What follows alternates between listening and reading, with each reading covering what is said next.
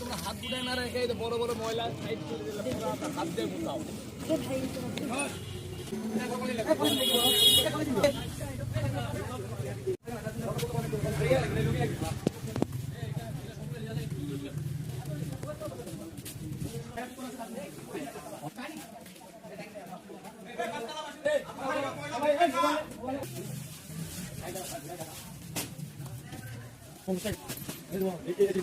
দায়িত্ব